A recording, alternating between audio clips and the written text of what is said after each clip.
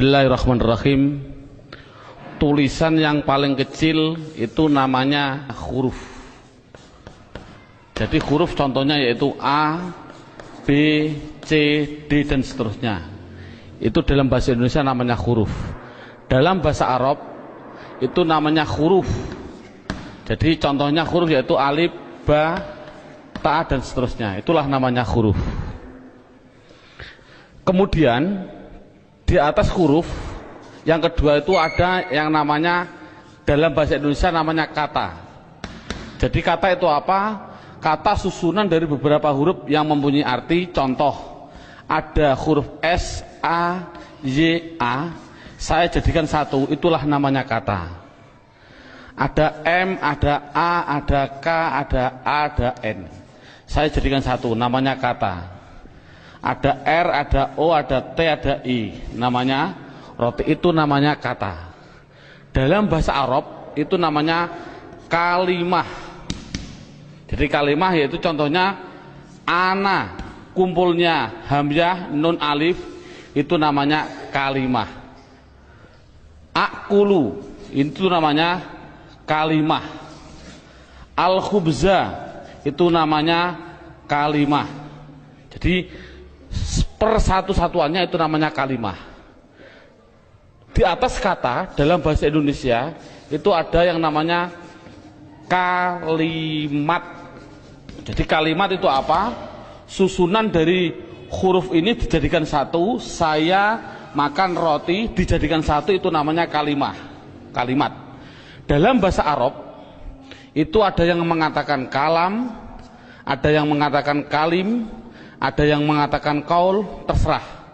Metode ini adalah yang penting adalah menganalisa, mendeteksi tulisan Arab yang namanya kalimah. Itu pendahuluan. Sekarang dalam buku ini, metode ini ada beberapa bentuk. Yang pertama menggunakan yang namanya buku panduan, dan yang kedua harus menggunakan silabus, yaitu urut-urutan metode belajar mengajarnya seperti ini. Sekarang setelah anak sudah mengetahui bentuk tulisan, sekarang naik yang poin yang inti, yaitu dalam buku buka halaman 1 yang judulnya yaitu kalimah. Makanya tadi saya bilang yang terpenting anak bisa mendeteksi kalimah. Jadi kalimah itu ada 3. 1 kalimah isim, 2 kalimah fiil, 3 kalimah huruf. Anak dikasih suatu gambaran bahwasannya tulisan dalam Al-Quran di dunia, di Quran khususnya, itu ratusan ribu. Kalau di dunia itu adalah jutaan miliar, miliaran juta. Berarti jutaan miliar itu jumlah kalimah. Contoh, saya mencontohkan. Ada tulisan Arab alhamdulillahi rabbil alamin. Ini kita deteksi, yang inilah namanya kalimah. Lillahi itu namanya kalimah, Robbi namanya kalimah, alamin namanya kalimah. Padahal tulisan Arab apapun yang namanya kalimah pasti kalau tidak isim fi'il huruf. Jumlah kalimah miliaran triliun pasti hanya ada 3. Kalau contohnya alhamdulillah harus dijawab oleh anak kalau tidak isim fi'il huruf. Lillahi kalau tidak isim fi'il huruf. Robbi kalau tidak isim fi'il huruf. Alamin kalau tidak isim fi'il huruf. Selamanya. Makanya tulisan Arab di dunia itu sebenarnya hanya ada 3, yaitu isim fi'il huruf. Makanya sering saya ngasih pemikiran pada anak, tulisan apapun tulisan Arab hanya ada 3. Masuk 3 kok 3 tahun. Makanya menurut metode saya, insya Allah saya mengatakan kalau hanya ada 3 berarti per satunya itu 2 jam, makanya cukup 6 jam insya Allah praktek baca kitab. Amin Allahumma amin. Ini sekarang setelah anak sudah tahu jumlah kalimah ada 3, sekarang bagaimana saya mengetahui alhamdulillah itu isim fi'il atau huruf, lillahi itu isim fi'il atau huruf. Makanya akan saya ulas satu persatunya. Bagaimana cara mendeteksi isim itu fi'il itu huruf. dibuka pada bukunya halaman 2. Dalam bukunya halaman 2 dilihat judulnya cara mengetahui isim. Jadi cara mengetahui isim itu dengan 2 cara. Satu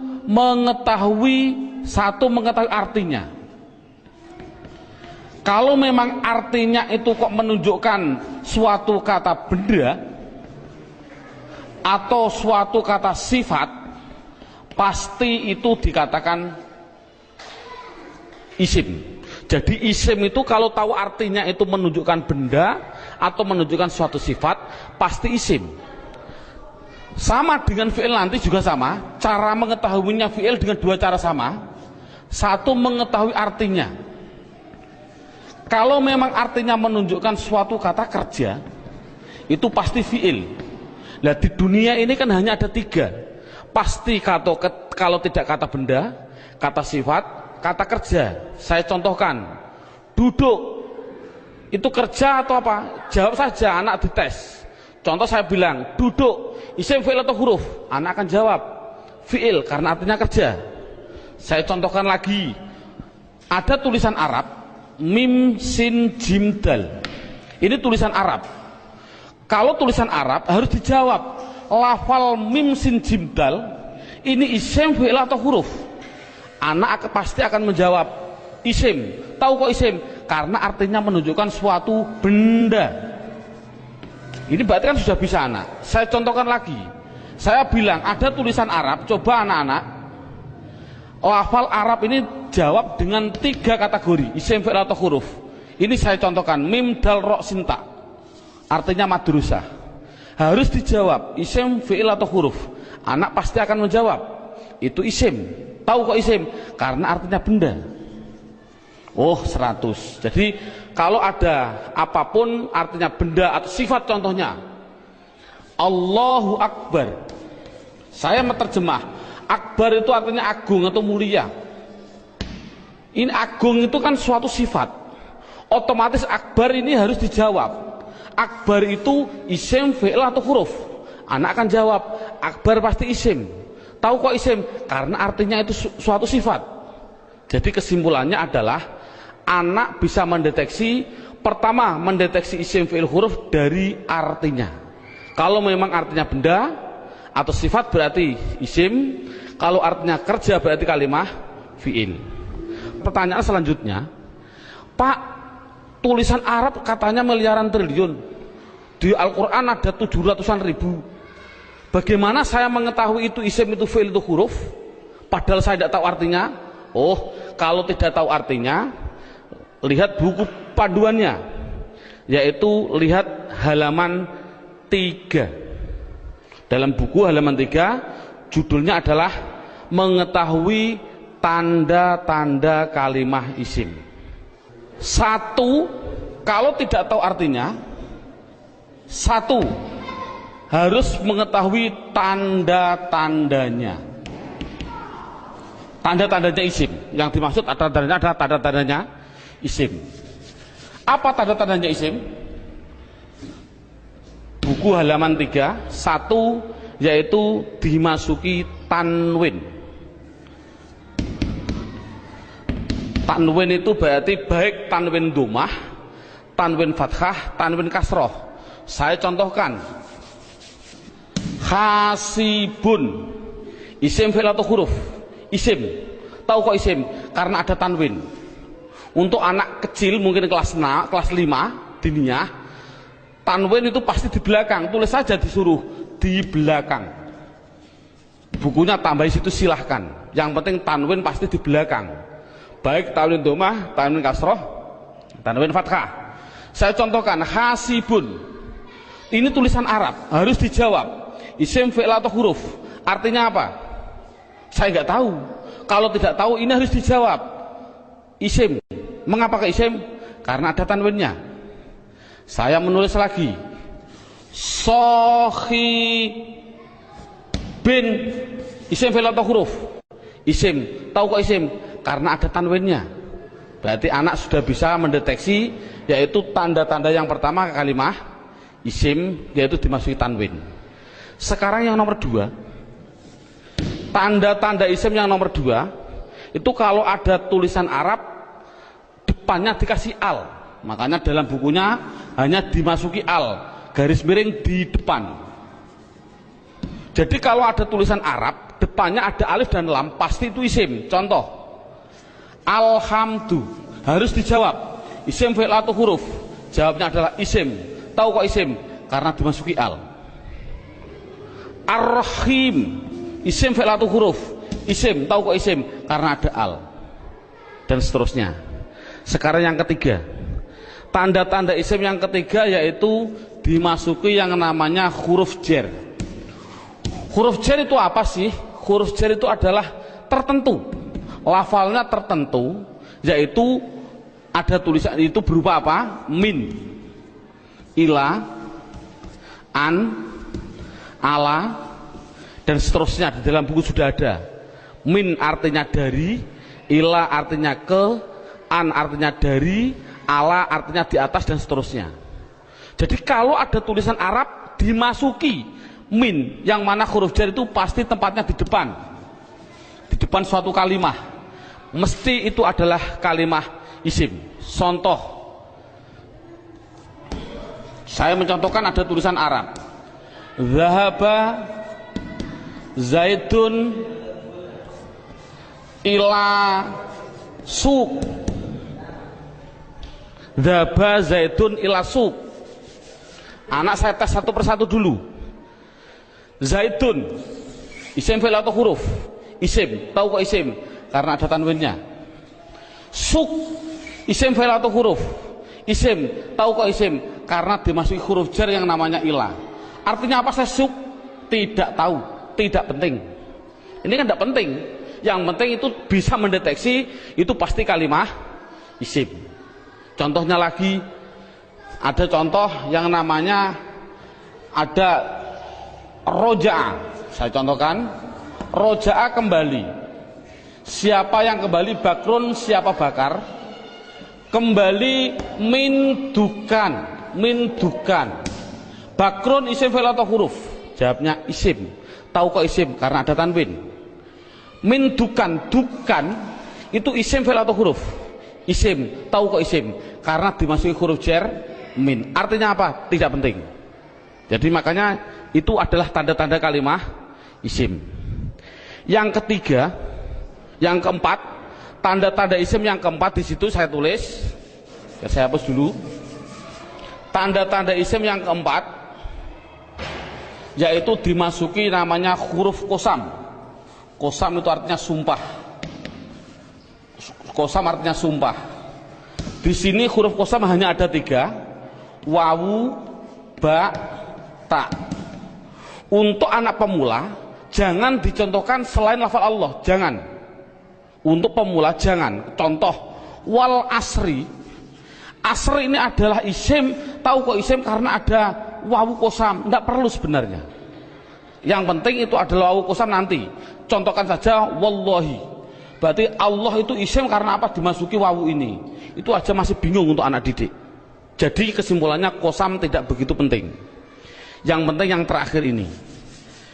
Tanda-tanda isim yang terakhir, yang kelima, yaitu dimasuki yang namanya mamimu.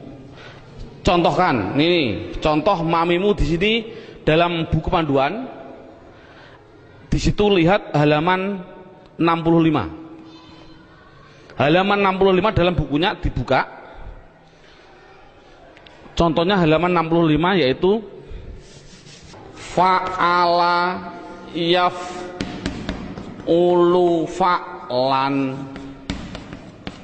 wa maf'alan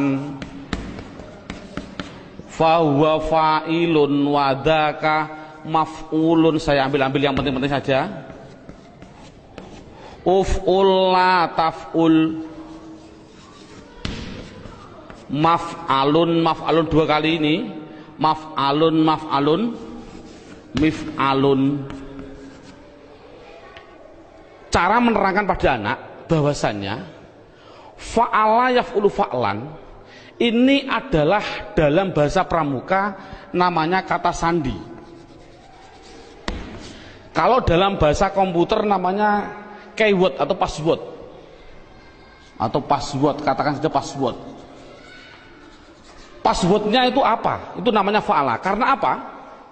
Fa'ala itu adalah hitungan hanya ada 3. 1, 2, 3. Artinya tulisan Arab di dunia, saya tadi bilang miliaran triliun itu pasti dari 3 kata dasar. Saya bilang contoh, memukul, doroba, ini namanya 1, 2, 3. Duduk, jalasa, 1, 2, 3. Menolong, nasoro, 1, 2, 3. Inilah jadi tulisan Arab itu pasti 3. Contoh fa'ala, berarti saya contohkan di atas. Makanya anak, kalau insya Allah kalau anak desa biasanya sudah bisa. Ini namanya fa fi'il, ini namanya fi'il. Sebagai kata sandi namanya fi'il. Namanya fa fi'il, ain fi'il, lam fi'il. Jadi dot itu bertepatan dengan fa namanya fa fi'il, ro bertepatan dengan ain namanya ain fi'il, ba bertepatan dengan lam namanya lam fi'il. Jadi pasti tulisan Arab miliaran triliun itu pasti dari 3 kata dasar. Itu pasti.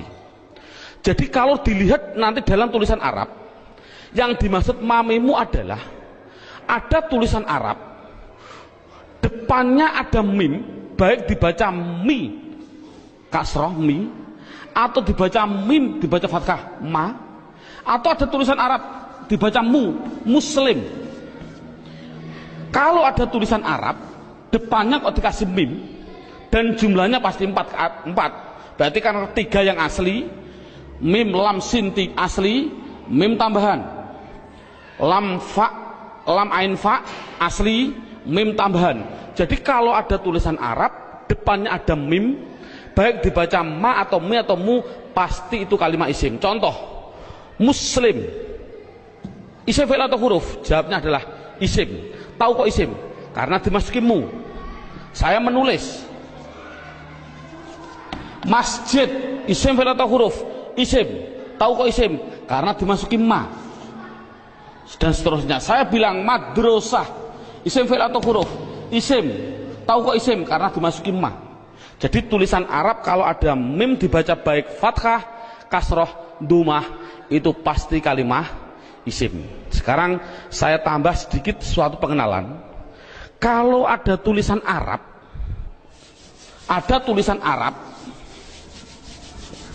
depannya saya kasih mi, contohnya mi dalam halaman 65, itu pasti menunjukkan suatu alat.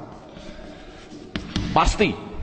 Contoh saya contohkan rowaha sama dengan fa'ala. Rowaha artinya angin. Coba kalau kasih mi bunyinya apa? Samakan dengan ini. Berarti mati hidup hidup.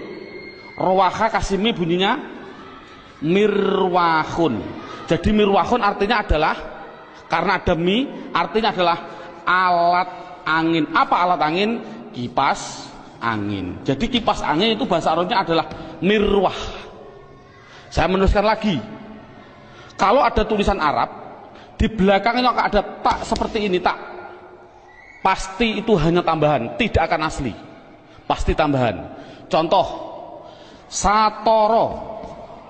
Satoro saya nulis artinya pinggir. Coba kalau kasih mi, bunyinya apa? Mistorun. Tapi tak ada masalah lah. Mistorotun. Apa mistorotun? Penggaris salah. Yang betul adalah alat pinggir, yaitu penggaris sama. Jadi kan sama tujuannya, semuanya. Kalau ada tulisan Arab, depannya dikasih ma, ada arti 2, yaitu mengartikan 2. Namanya menunjukkan suatu tempat atau suatu waktu, menunjukkan waktu. Tinggal pilih kondisional.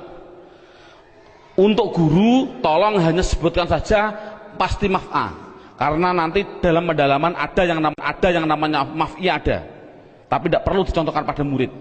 Yang penting adalah maf'a.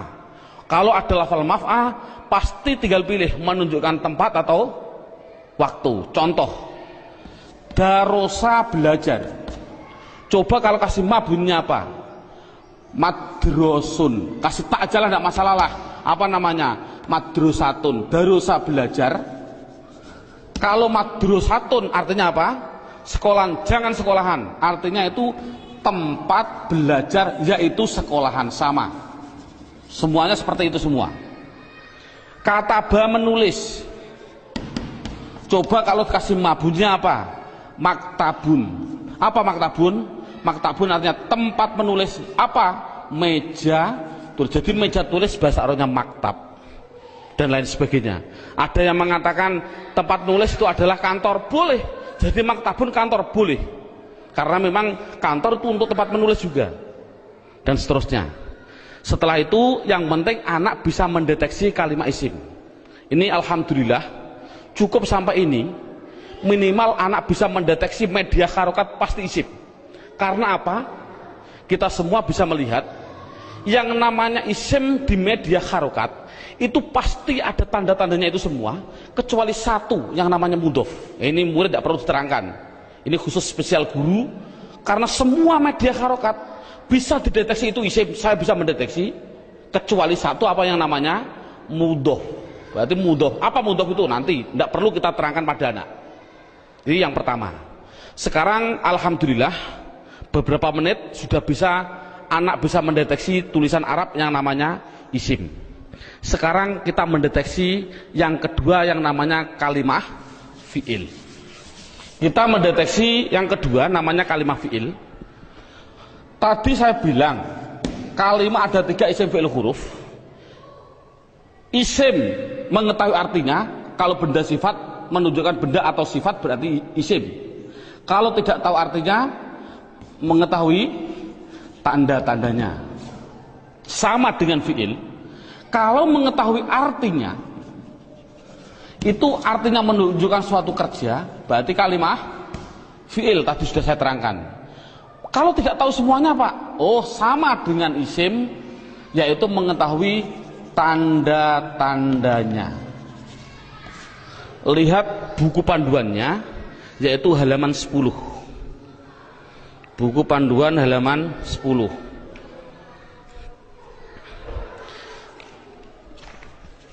Tanda-tanda kalimat isim. 1 dimasuki kot. Di situ saya 1 dimasuki kot. Dimasuki kot. Saya menulis, biar anak, karena anak kecil, mungkin biar jelas, saya suruh di depan, tempatnya itu di depan. Jadi kalau ada tulisan Arab, kok ada depannya ada lafal qad, pasti setelahnya itu fi'il. Contoh, saya mencontohkan. Allahu Akbar, Allahu Akbar. Qad qomatis shalah, qad qomatis shalah. Ini adalah lafal qad.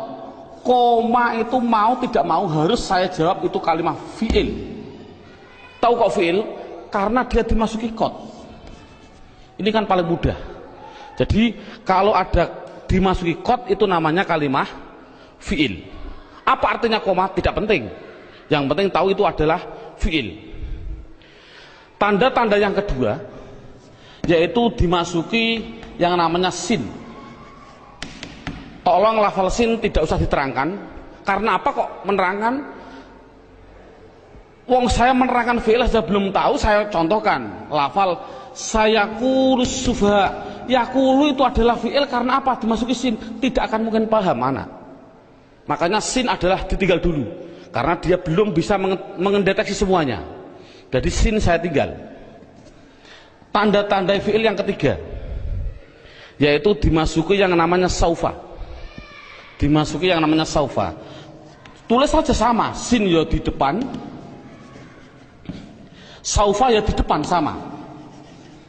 Contoh yang biasa yang sering didengarkan oleh anak, contoh saya bilang kala saufata lamun, tak lamun itu pasti saya mengatakan fi'il. Karena apa? Karena dimasuki saufa. Artinya apa? Tidak penting. Karena sudah tahu itu artinya saufa. Saufa itu masuk pada kalimat tadi mesti kalimat fi'il. Ini paling mudah. Yang terakhir tanda-tanda fiil yaitu dimasuki yang namanya taknis. Saya suruh menambahi pada anak. Taknis itu saya bilang, saya tulis di belakang, tempatnya itu di belakang, dan berupa tak seperti ini yang mati. Orang Jawa bilang tak perahu lah. Jadi tak perahu. Nek ono tak perahu seperti itu pasti itu namanya kalimah fiil. Contohnya ini. Qad qomat as-shalah, aslinya itu adalah koma, itu fiil dengan dua tanda-tanda. Satu dimasuki qad, dua dimasuki ini tak, ini di belakang masuk pada kalimat ini. Jadi ada dua tanda-tanda. Coba sholat, isim fi'il atau huruf? Isim. Tahu kok isim? Karena ada al. Oh mudah. Namun sekali lagi ini mulai metode saya adalah nanti menggunakan yang namanya metode hantu. Ini contohnya. Al ini adalah alif dan lam. Yang namanya alif itu pasti mati. Yang namanya alif pasti mati. Ada mati ketemu mati, itu namanya hantu. Saya tulis mati ketemu mati namanya apa? Hantu.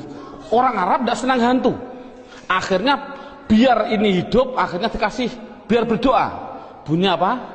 Qad qomatis shalah. Bukan qad qomat shalah lagi, tapi qad qomatis shalah. Saya contohkan lagi. Lafal min ketemu masjid. Bunyinya apa? Min al masjid tidak boleh karena ini ada alif mati ketemu mati namanya hantu, tidak boleh, harus dihidupkan biar berdoa, bunyinya minal masjidi. Contoh lagi, an ketemu madrasah, bunyinya apa? Anil. Kok bisa anil? Oh karena ada mati ketemu mati namanya hantu. Ini sekali lagi orang Arab itu tidak senang atas hantu. Kesimpulannya adalah berapa menit mulai pertama dan sekarang ini anak sudah bisa mendeteksi media harokat yang namanya isim dan fiil.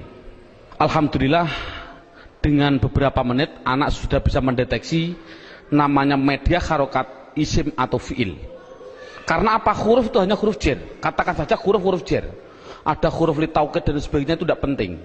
Jadi kalau huruf jar itu tertentu tadi hanya min ila ada berapa 9. Selain itu tulisan Arab pasti hanya isim dan fiil. Anak sudah bisa mendeteksi kecuali tadi mudhof. Alhamdulillah. Sekarang kita naik poin yang keempat. Poin yang keempat yaitu lihat buku halaman pertama. Dalam halaman pertama terlihat kalimah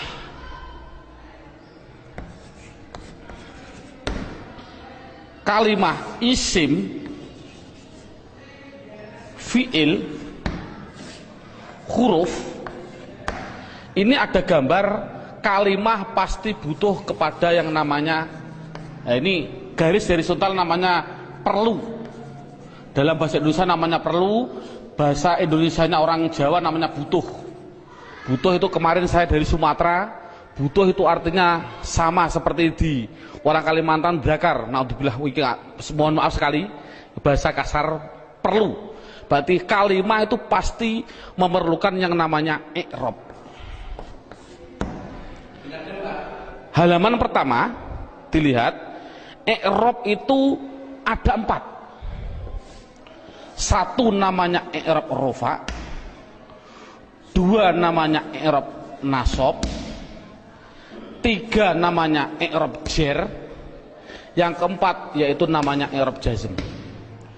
Jadi kalimah itu pasti memerlukan yang namanya i'rab. Padahal i'rab ada 4, rofa, nasab, jar, jazm.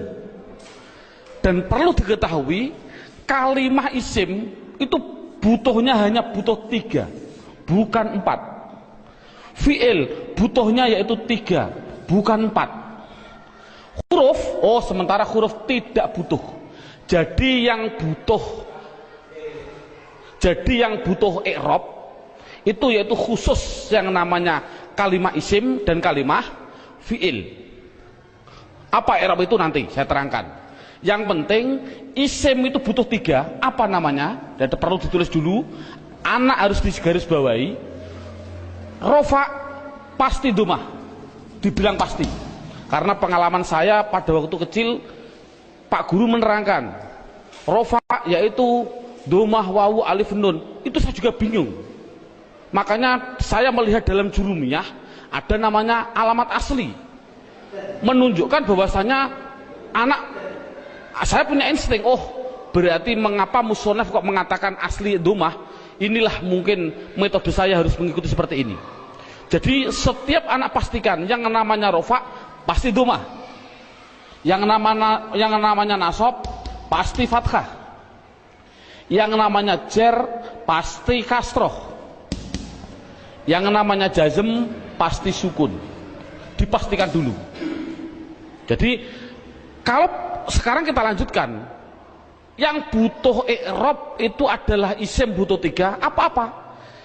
Isim butuhnya yaitu rofa, nasab, jer. Ini kebutuhan isim. Jadi isim butuhnya hanya 3, rofa, domah, nasab, fathah, jer, kasroh. Tidak butuh kepada jazm, tidak butuh. Ini penting. Adapun yang fi'il butuh 3. Fi'il butuh 3. Apa-apa? Rofa, nasab, dan jazm.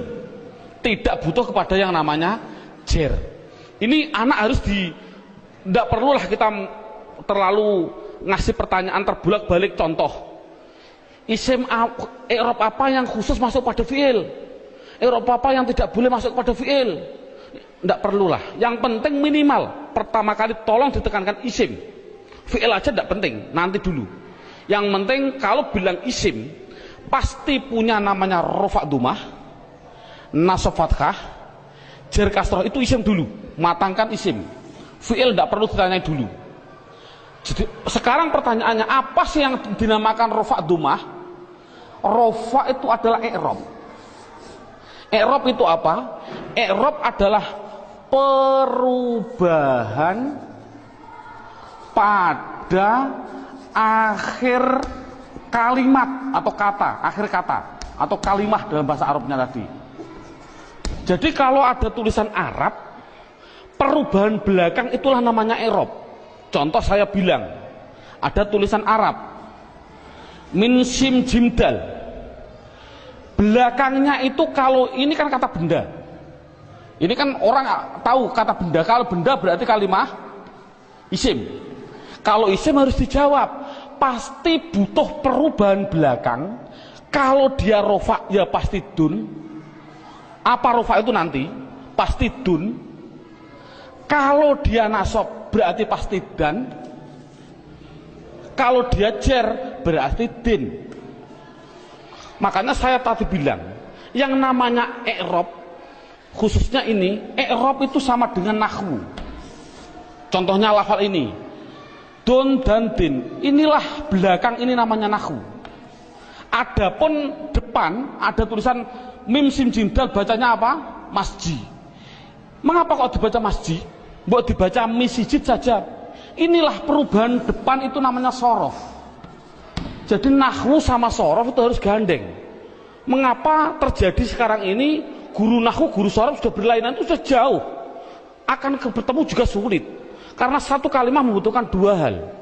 Yang namanya nahwu dan sorof. Jadi perubahan depan itu namanya sorof, perubahan belakang adalah nahwu.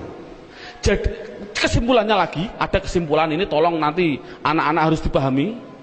Yang namanya isim, yang namanya, saya ini kesimpulan, isim pasti butuh 2 hal belakangnya.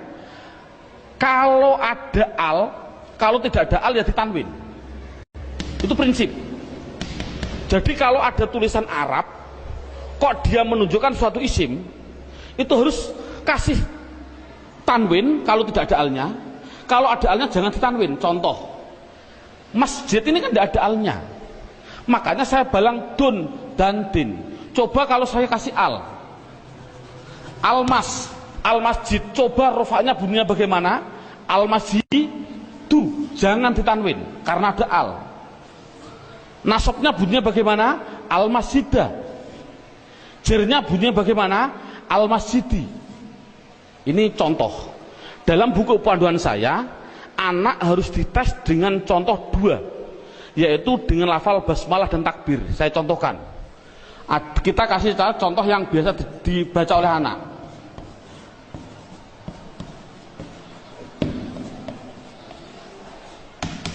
Dideteksi dulu isim fi'ilnya. Coba rohim, lafal belakang ini isim fi'il atau huruf? Isim, tahu kok isim? Ada al. Rohman, isim fi'il atau huruf? Isim, tahu kok isim? Ada al. Allah, isim fi'il atau huruf? Isim, tahu kok isim? Ada al. Silahkan. Ini ada khilafiyah ulama. Ada yang mengatakan jangan bilang al. Ini adalah ismudzat, tidak boleh dirubah-rubah. Tapi ada ulama yang mengatakan memang al. Dari lafal aliha dikasih al, jadinya alifnya dikasih panjang. Allah. Nah, untuk anak kecil biarlah itu bilang isim karena ada al, silahkan. Ismi, ini isim, tahu kok isim karena ada huruf jerba. Ini memang sulit, anak pemula memang sulit, tidak begitu penting. Yang penting dikasih tahu ismi isim karena ada huruf jar masuk. Kalau ini mengatakan isim, ini isim karena ada al, ini isim karena ada al, ini isim karena ada al. Coba harokannya gimana? Bismi, loh, saya baca kasroh, berarti dia menunjukkan rufa nasab atau jer? Jer, karena kasroh. Oh 100. Bismillahi, saya kasri hi, berarti di kasroh. Isim ada kasroh. Oh masuk karena dia jer berarti. Mengapa kok jer? Oh nanti, belum waktunya. Bismillahirrohmani, mengapa saya bilang nih? Rufa nasab atau jer? Jer. Oh 100. Teruskan Bismillahirrahmanirrahim. Pasti anak jawab khim. Jawab saja mustahil. Karena sukun itu miliknya fi'il. Ini kan sukun. Sukun itu adalah miliknya kalimah. Sukun itu miliknya kalimah fi'il. Padahal ini isim. Berarti ini milik isim, tidak boleh. Jadi salah ada tulisan Arab Bismillahirrahmanirrahim, mimnya kok disukun, salah. Mestinya itu kalau dia isim, kalau tidak rohimu ya rohimah ya rohimi, pasti itu. Oh kebetulan di dalam Al-Quran tulisannya adalah mi, ya berarti jer. Dari mana kok jer? Yang penting dia kasroh, itu jer. Mengapa kok dibaca jer? Oh nanti belum masalahnya. Yang penting dia bisa mendeteksi itu isim, rofa nasab atau jer. Ini kan anak sudah lumayan. Dengan berarti gambaran rohim ini adalah menggambarkan anak biar tahu, oh isim tidak boleh ditanwin. Loh kok disukun pak? Oh tidak boleh tanwin, maaf, disukun. Mengapa sukun pak? Karena wakof. Saya contohkan lagi. Dua contoh. Lafal Allahu Akbar. Allahu Akbar. Orang bilang akbar disukun. Saya jawab salah. Mengapa salah? Tadi saya bilang akbar itu adalah sifat. Yang namanya sifat itu pasti isim. Yang namanya isim tidak mungkin dia disukun. Di dalam tulisannya kalau begini. Karena apa? Sifat isim tidak boleh sukun. Karena sukun itu miliknya fi'il. Kalau isim itu pasti kalau tidak ru, ya roh, ya ri. Mengapa tidak ditanwin? Nanti. Yang jelas ini contoh Allahu Akbar. Allah isim, tahu kok isim ada al. Rufa nasab atau jer? Rufa, tahu kok rufa karena dumah. Akbar yang betul adalah akbaru. Jadi mengapa kok dibilang bar? Karena wakof. Kalau nulis adalah ru yang betul. Makanya sering saya kasih pertanyaan, bagaimana hukumnya ada orang sholat bilang Allahu Akbaru, sah nggak? Jawabnya adalah sah karena nakunya seperti itu. Namun yang terbaik memang adalah wakof. Seperti ini Bismillahirrahmanirrahim karena wakof. Jadi intinya adalah yang namanya i'rab ada 4 rofa nasab jar jazm. Khusus kita tekankan pada isim. Yang namanya isim belakangnya pasti rofa dumah, nasab fathah, jar kasroh. Itu kesimpulannya. Sekarang silabusnya poin yang kelima, judulnya yaitu pendalaman isim. Buka halaman 1. sama halaman 1, yaitu lihat halaman 1, isim dibagi 2. Ada yang namanya isim mabni, ada yang namanya isim mu'rab. Sekali lagi, isim mabni dan isim mu'rab dibagi dulu. Apa yang namanya isim mabni? Dalam buku halaman 2 ada. Mabni itu adalah, mabni itu apa? Mabni adalah harokat belakang, harokat belakang itu tetap. Saya tulis tetap. Itulah namanya mabni. Jadi mabni itu apa? Mabni harokat belakang tetap. Mu'rab itu apa? Mu'rab yaitu harokat belakang berubah-ubah. Harokat belakang berubah-ubah. Jadi itu kesimpulannya. Jadi isim harus dibagi 2, isim mabni dan isim mu'rab. Isim mabni belakangnya tetap, isim mu'rab belakangnya berubah-ubah. Isim mabni sekarang diperinci satu persatu. Dalam silabus ada isim mabni, yaitu satu namanya isim domir. Saya tulis satu namanya isim domir. Tolong dalam hal ini anak tidak usah diperdalami. Yang namanya pada waktu pengalaman saya dulu kecil, Pak Guru bilang domir itu ada 2, seperti contoh seperti ini. Domir ada 2, domir baris dan domir mustatir. Baris muttasil ada 2, baris munfasil ada 2, muttasil ada 4, dan domir mustatir ada yang jawas dan ada yang wujub. Ini enggak, dulu saya suruh menghafalkan ini domir saja, itu mungkin 1 bulan. Nah, menurut saya kita ambil yang pokok dulu. Dengan metode ini adalah metode saya bilang domir yang berupa domir baris munfasil rufa, yaitu pendalamannya dalam buku. Lihat halaman buku yaitu dilihat halaman 4. Halaman 4 dilihat judulnya isim domir. Di situ saya tulis yaitu lafal huwa, huma, hum, iya, huma, hunna, anta, antuma, antum, anti, antuma, antunna. Yang terakhir ana, nahnu. Jadi jumlahnya 14. 1, 2, 3, 6, 9, 12, 14, 13, 14. Jadi jumlahnya saya bilang isim domir adalah jumlahnya 14. Contohnya huwa, mahum. Yang namanya domir itu adalah kata ganti. Dalam buku huwa itu kata ganti dari siapa? Kata ganti dari dia. Dia siapa? Dia laki-laki 1. Ini yang namanya goib. Jadi kesimpulannya huma kata ganti dari siapa? Dia laki-laki 2 yang goib. Hum kata ganti dari apa? Mereka atau mereka. Siapa mereka? Laki-laki 3 ke atas yang goib. Jadi kesimpulannya ini adalah namanya laki-laki. Ini berarti 1, 2, 3 ke atas ini perempuan. Tapi ini adalah semuanya adalah goib.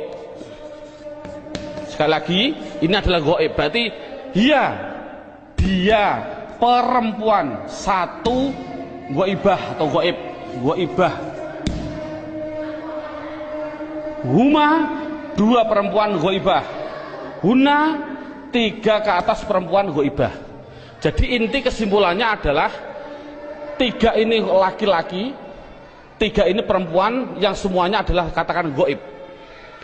Anta Kata ganti siapa? Dari kamu. Kamu siapa? Kamu laki-laki satu yang hadir. Saya simpulkan, intinya ini adalah laki-laki yang anti antuma antuna, saya simpulkan perempuan, namun dua-duanya ini namanya hadir. Namanya hadir. Ana artinya saya, nahnu artinya kita. Penjelasannya, mengapa dhamir dikatakan mabni? Ini anak dijelaskan dengan dua pendekatan. Contoh lafal huwa.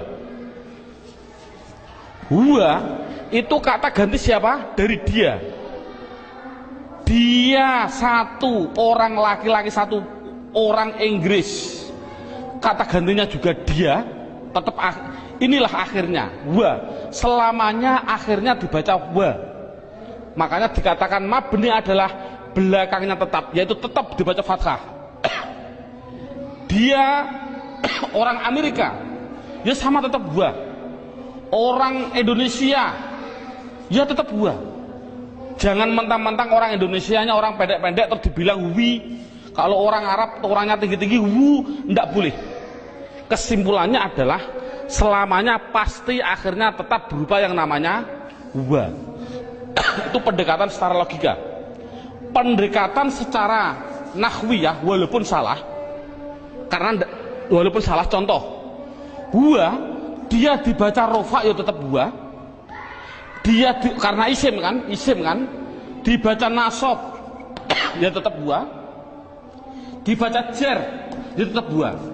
Sekali lagi untuk seorang guru, cara menerangkan seperti ini walaupun salah, kan tidak mungkin huwa itu adalah dhamir rofa, kok bisa nasab. Itu contoh seorang guru, ini penting untuk seorang guru. Ini permasalahannya, pengalaman saya keliling, pertanyaan saya itu rata-rata di dalam hal ghaib dan hadir. Saya bilang, apa sih artinya ghaib dan apa sih artinya hadir?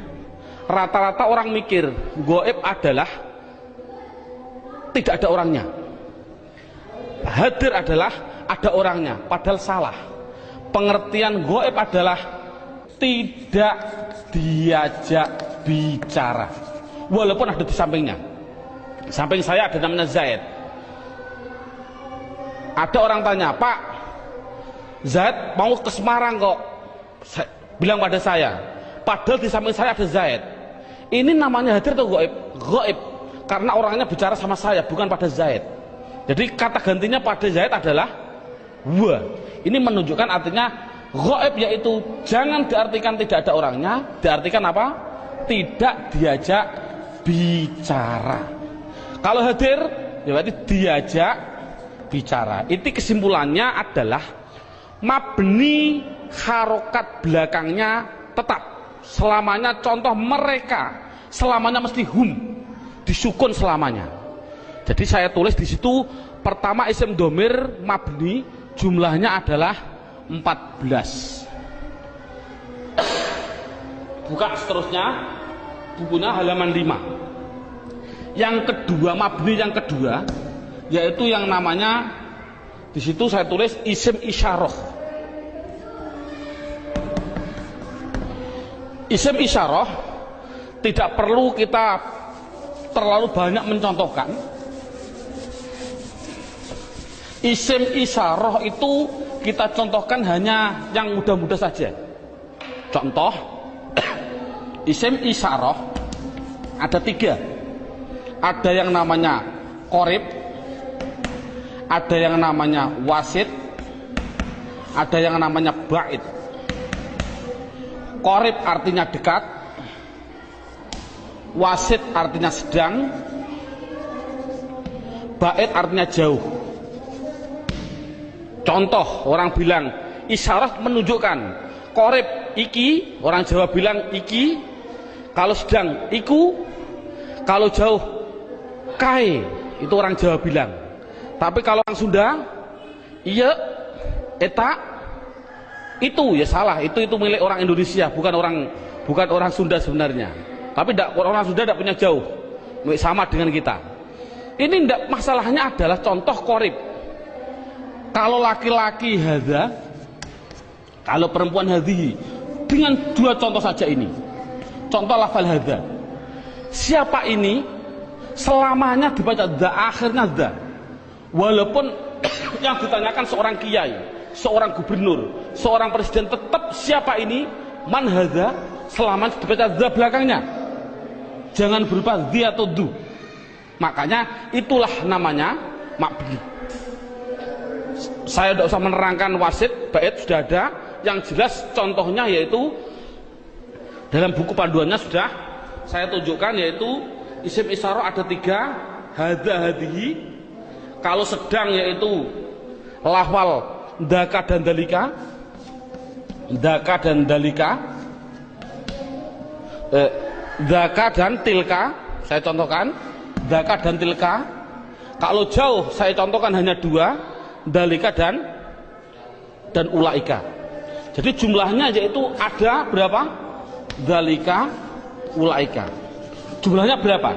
1, 2, 3, 4, 5, 6. Saya katakan isim isyarah jumlahnya adalah hanya 6. Walaupun nanti pendalamannya banyak. Seorang guru tolong hanya seperti itu dulu. Terusnya mabni yang ketiga yaitu yang namanya isim mausul.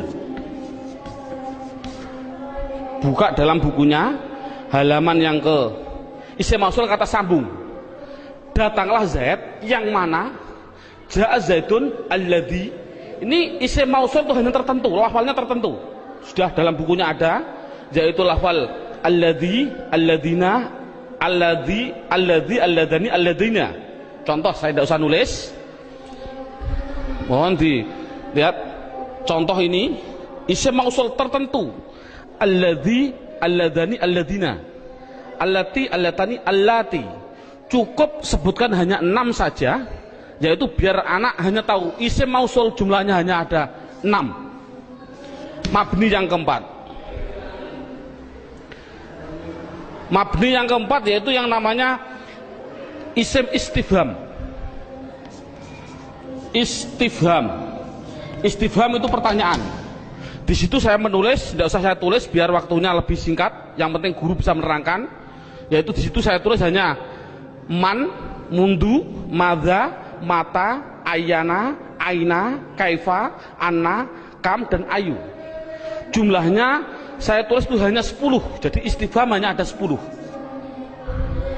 Yang keempat, yang ke mabni yang kelima, yaitu namanya isim syarat. Syarat itu apabila, jikalau, andai kata, itu namanya syarat. Saya tulis dalam bukunya biar lebih singkat. Lafalnya tertentu. Man, ma, mahma, mata, ayana, aina, anna, haisuma, kaifama.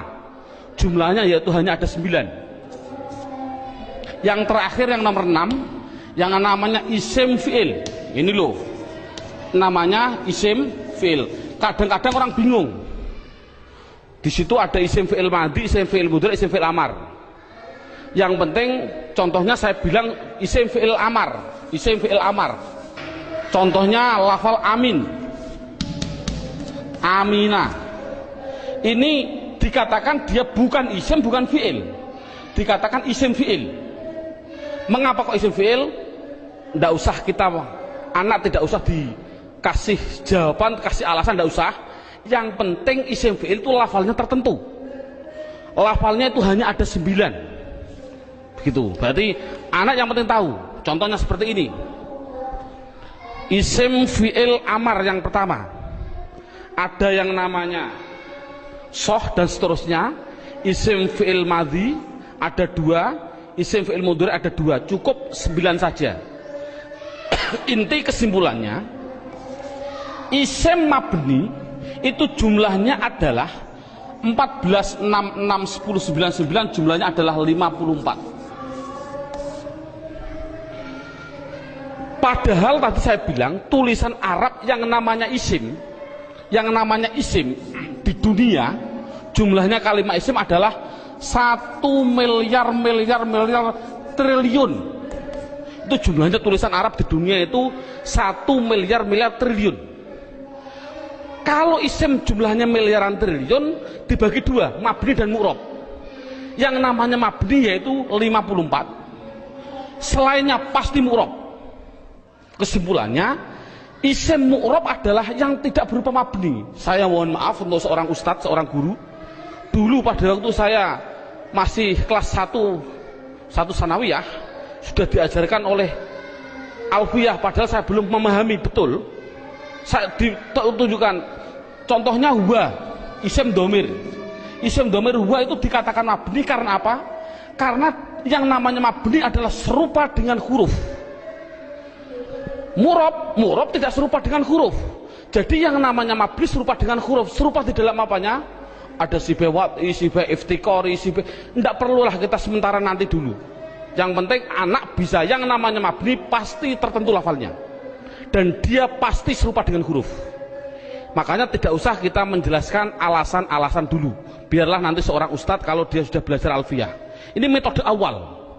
Jadi saya simpulkan, kalau tulisan Arab yang namanya isim jumlahnya 1 miliar triliun, mabni 54, berapa jumlah mu'rob? Jumlah mu'rob ya miliaran triliun dikurangi 54. Kalau kita nulis persen, ya mungkin 0,000 nafas hampir habis baru 1%. Jadi anak mudah. Isim domir ada 14, isim isyarah ada 6. Contoh, alhamdu, isim fi'il atau huruf? Isim. Tahu kok isim? Ada al. Kalau tahu isim harus dijawab, dia masuk kategori mabni atau mu'rob, harus dijawab. Jawabnya apa? Anak dibilang ini pasti mu'rob. Karena apa kok mu'rob? Karena lafal alhamdu tidak ada pada mabni yang jumlahnya 54. Itu kan paling mudah. Berarti semua tulisan Arab kalau tidak ada di 54 ya pasti mu'rob. Berarti mu'rob miliaran triliun. Jadi makanya anak suruh menghafalkanlah. Arti tidak perlu nanti dulu. Yang penting anak bisa mendeteksi. Itu adalah mabni, jumlahnya 54, apa-apa, wa umahum dan seterusnya. Isim isyarah tak dihafal, isim mausul hafal. Selain itu pasti mu'rob. Contoh lagi, alhamdulillahi rabbil alamin. Isim fi'il atau huruf? Isim. Tahu kok isim? Ada al. Kalau isim, jawab mabni atau mu'rob? Itu pasti pertanyaannya itu harus. Jawabnya adalah mu'rob. Tahu kok mu'rob? Karena tidak ada di mabni, gitu saja. Paling simpel. Mengapa kok mu'rob? Karena tidak ada di mabni. Insya Allah anak akan bisa. Berarti bisa mendeteksi media harokat itu isim, mabni atau mu'rob. Semuanya. Mulai dari bismillah, mu'rob karena tidak ada di mabni. Bismillahi Allah, mu'rob karena tidak ada di mabni. Bismillahirrahman, Rahman mesti mu'rob karena tidak ada di mabni. Rahim mu'rob karena tidak ada. Mudah. Jadi anak sudah bisa mendeteksi itu mabni dan itu mu'rob. Sekarang pendalaman yang terakhir, pendalaman isim yang terakhir yaitu di dalam hal mu'rob. Dalam buku panduannya lihat halaman 8. Lihat halaman 8. Halaman 8 sudah tertulis, saya tulis di situ. Halaman 8. Halaman 8 sama halaman 1 sama.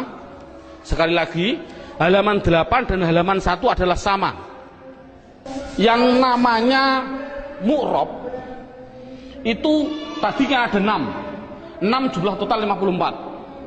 Sekarang enggak, yang namanya mu'rob 1 ada yang namanya mufrad, 2 ada yang namanya tasniyah, yang ketiga ada yang namanya jamak mudzakkar salim, yang keempat ada yang namanya jamak muannas salim, yang kelima, nah ini saya batasi cukup mu'rob, yang penting anak bisa 4, mufrad tasniyah jamak mudzakkar salim jamak muannas salim. Yang kelima sampai yang ke-9 tidak penting. Yang kelima sampai yang ke-9 tidak penting. Sekali lagi metode ini adalah tidak penting. Karena apa? Karena mu'rab yang 4 ini itu sudah mendominasi dalam tulisan Arab, 80% dari tulisan Arab itu pasti terjadi dari 4. Makanya anak harus ditekankan di dalam 4 tadi. Berarti sekali lagi, mu'rab yang jumlahnya miliaran triliun dikurangi 54 itu harus dimasukkan di antara 4 ini.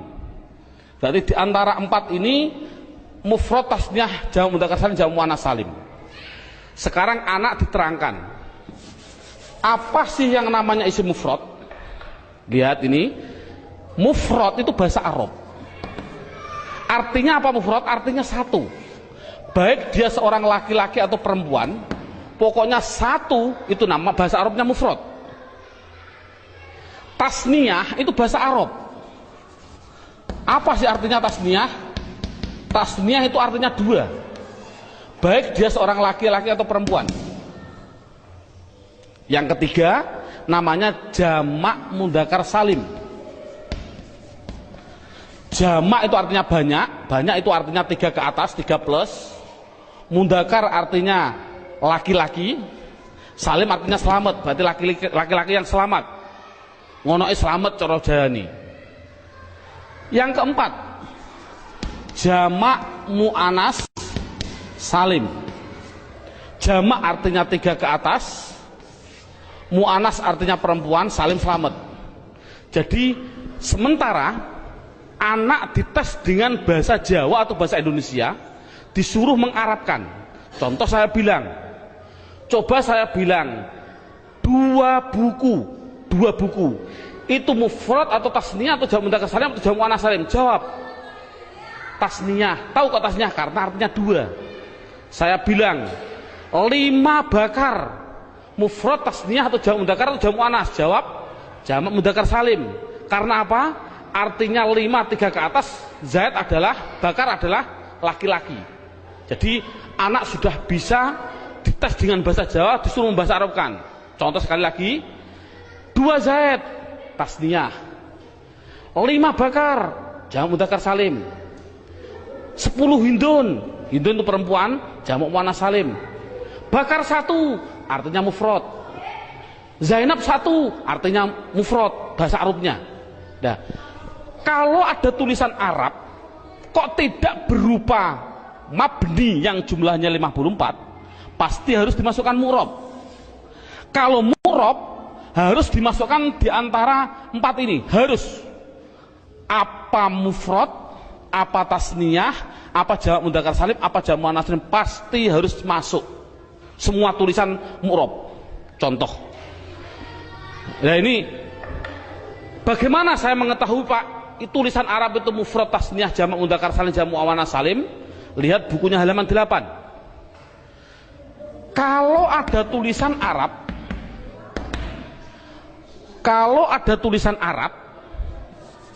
belakangnya kok ada alif nun atau ya nun, nunnya dibaca kasroh ni, sebelum ya dibaca fathah, sebelum alif dibaca fathah, bunyinya ani atau aini, mesti artinya 2. Kalau ada tulisan Arab belakangnya kok berupa wawun nun atau ya nun, nunnya tapi dibaca na, baca fathah na, sebelum ya dibaca kasroh, sebelum wawu dibaca dhammah. Kalau orang Jawa bilang una, ini berarti mati nih, atau ina tadi aini, mesti artinya 3 ke atas laki-laki. Kalau ada tulisan Arab belakangnya berupa alif dan tak, taknya tak perahu, sebelum alif dibaca fathah, taknya hanya 2, kalau tidak ton ya tin, itu pasti dikatakan jamak muannats salim. Kalau ada tulisan Arab belakangnya tidak ada tambahan ani, aini, una, ina, atun, atin, mesti itu isim mufrad. Jadi isim mufrad itu apa? Yaitu kalau tulisan Arab tidak ada belakangnya tidak ada tambahan. Saya contohkan, alhamdu, isim fi'il atau huruf? Isim. Tahu kok isim? Karena ada al. Pertanyaan selanjutnya, mabni atau mu'rab? Mu'rob. Tahu kok mu'rob? Karena tidak ada di mabni. Kalau mu'rob harus dimasukkan di antara 4 ini, wajib. 4 ini harus dimasukkan. Berupa apa? Mufrad. Tahu kok mufrad? Karena belakangnya tidak ada tanda-tandanya. Ani, aini. Ini kan dal. Dal ini kan tidak ada tambahannya. Oh, jadi alhamdu adalah isim mufrad. Contoh lagi. Bismillah, alhamdulillahi rabbil alamin. Alamin. Pertanyaan, isim fi'il atau huruf? Isim. Tahu kok isim? Ada al. Mabni atau mu'rob? Mu'rob. Tahu kok mu'rob? Karena tidak ada di mabni.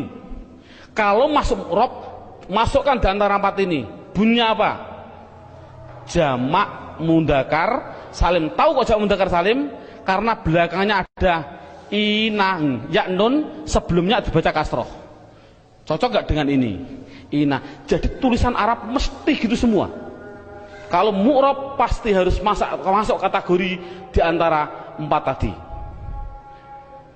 Ini alhamdulillah berapa jam ini anak sudah bisa 100% mendeteksi isim dan mengkategorikan di antara mabni dan mu'rob. Subhanallah, sudah bagus. Ini untuk apa isim tadi? Oh, nanti. Itu adalah setelah 3 jam. Kita istirahat dulu.